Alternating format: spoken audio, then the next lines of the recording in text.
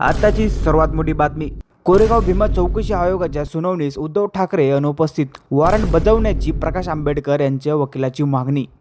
कोरेगाव भीमा चौकशी आयोगाच्या सुनावणीस राज्याचे माजी मुख्यमंत्री, शिवसेना ठाकरे पक्षाचे प्रमुख उद्धव ठाकरे हे मंगळवारीही अनुपस्थित राहिले. त्यामुळे ठाकरे यांना वॉरंट बजावण्यात यावे असा अर्ज वंचित बहुजन आघाडीचे संस्थापक अध्यक्ष ॲडव्होकेट प्रकाश आंबेडकर यांच्या वतीने त्यांच्या वकिलाने आयोगाला दिले आहे.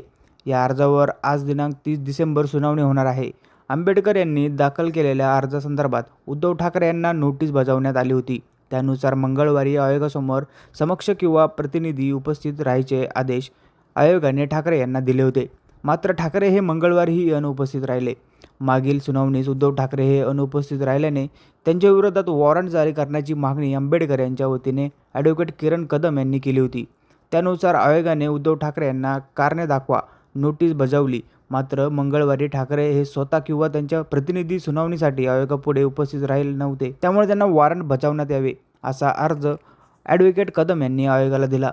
आंबेडकर यांनी फेब्रुवारी महिन्यात आयोगाला अर्ज केला होता. त्यामध्ये ज्येष्ठ नेते शरद पवार यांना 24 जानेवारी 2020 मध्ये तत्कालीन मुख्यमंत्री उद्धव ठाकरे यांना एक पत्र दिले होते.